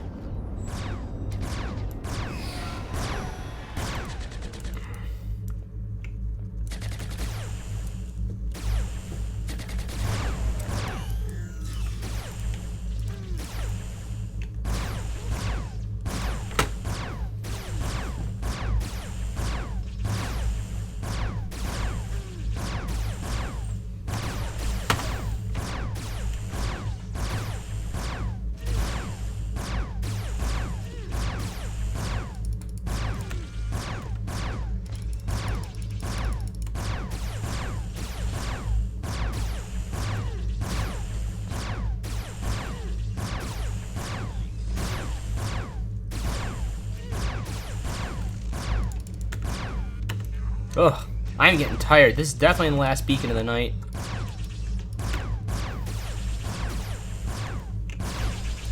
Good, he got the checkpoint on this one. That's why I had to go back to the beginning on the last one.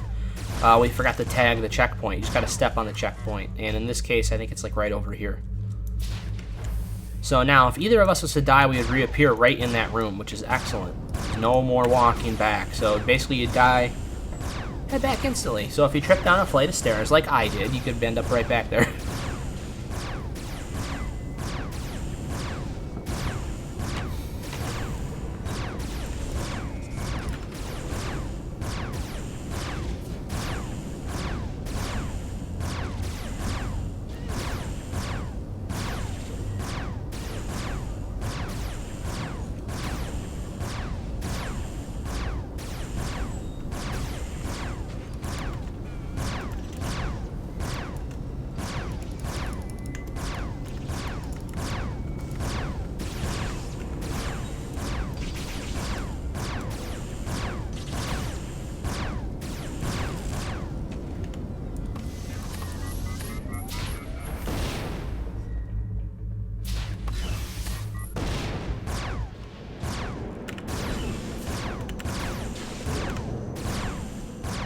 The drone coordinators don't seem that bad for me. They're hitting me for like around 10 average or so.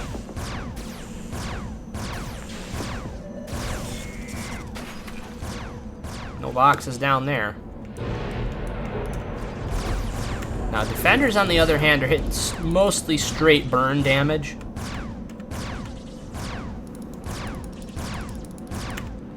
So at that level, level 19, they have a little bit more damage than my armor can put up with fully.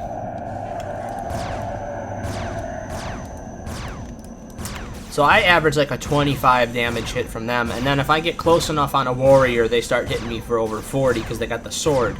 Their attack type of a lot of mobs in game changes once they get within a different striking distance of you. Once they get close, they start doing a claw attack versus their weapon attack. So in this case, the warrior that would be doing between 10 and 20 damage for me from afar, once he gets up close, starts doing like 47, because my armor is not tailored to have that close-up combat damage.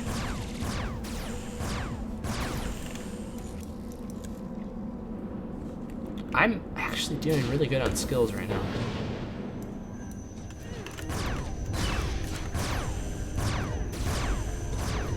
So we're going to try and tag team the troopers that are in here and get them eliminated as quick as possible.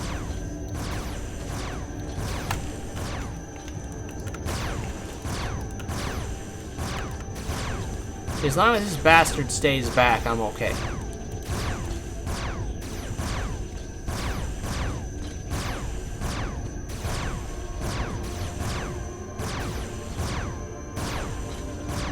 See that? Much different amount of damage coming from that. So that's the same level thing that was firing at me from before.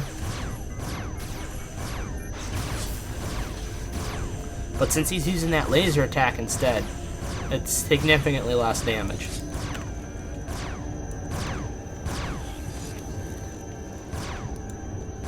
Alright, I'm going to let Hijacker aggro him.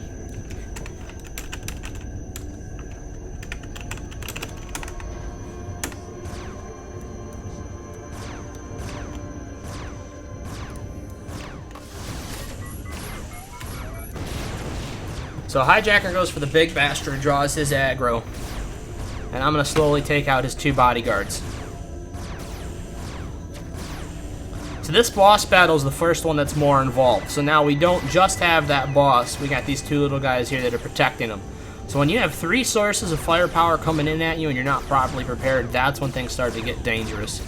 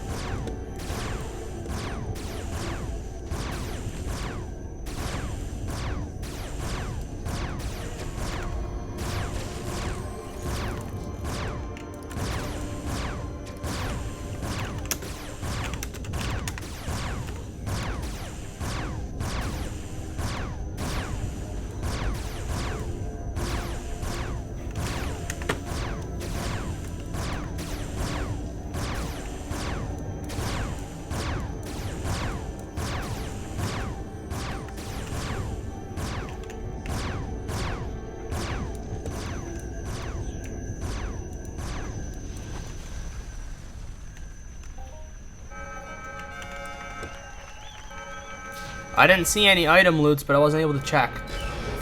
I'm starting out of there right now. I didn't see anything. I think he was just straight up items. Straight up stackable items.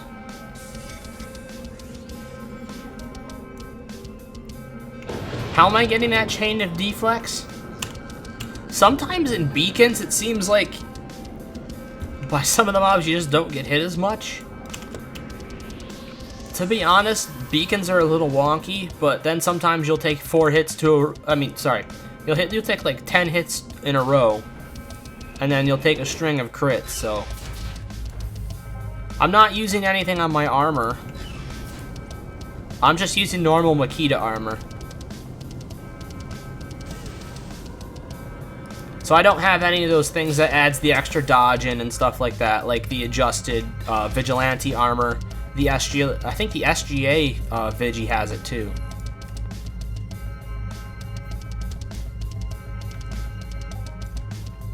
And sorry if it took me a while to answer your post. I didn't see the message till just now.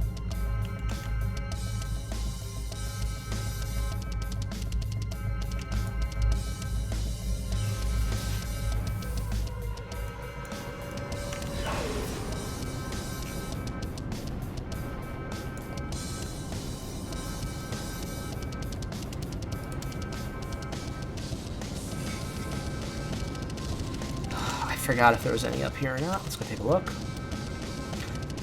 Yeah, so you caught us doing a 29 ped beacon. The ones we did before this were 23 and 25. 25. So the 29 that we're on right now is just starting to get up there a little bit further in the difficulty level. Really, 35 easy is still approachable in a small group or just with a decent amount of firepower. But then 35 hard after that, really, you want a decent team for.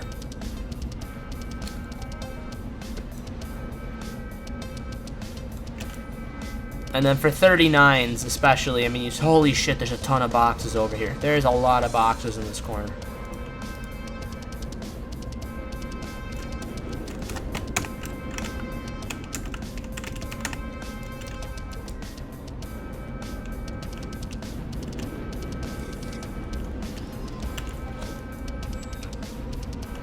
Fucking hijacker with his goddamn ring. He's fast. Hijacker is fast.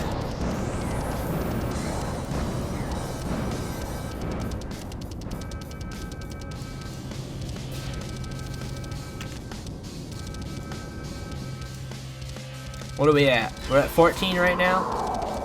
Alright, we're looking good for 247 left.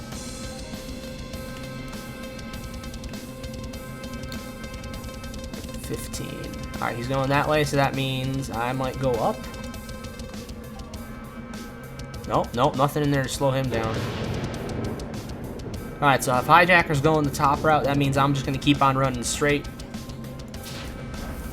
And good news is, none of the doors are malfunctioning. We've had beacons where the doors have literally not let us through, and we've lost a bunch of loot. Oh, look at that. There's a floating box. That's glorious. You missed that one, you bastard. Didn't quite steal that one from me. He loves to prove how fast he is by just swooping in at the last second, just when you think you're gonna loot. Watch this. He's gonna lap me on this one. Watch. He's gonna come in. Oh no, I got it. I got it.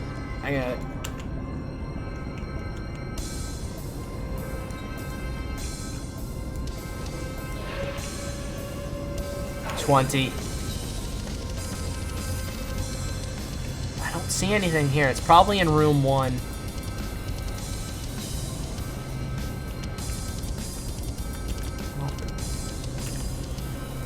What is that? I think that one's open.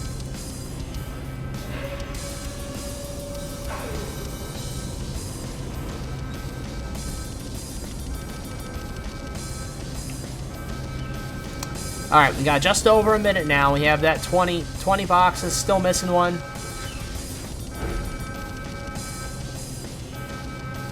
There's some really obscure places that you can check. Oh shit, I missed past that. Well, let's go take a look and see if there's anything over there anyways. If not, we're going to head down below.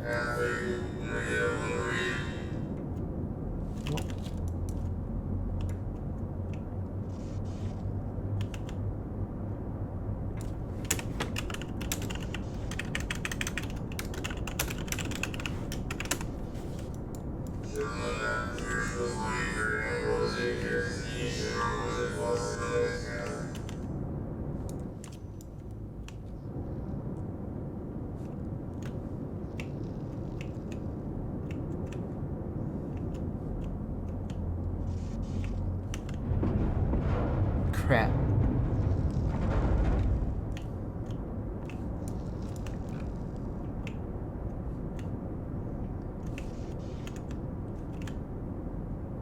Alright. Well, we didn't do terrible, but definitely not ideal.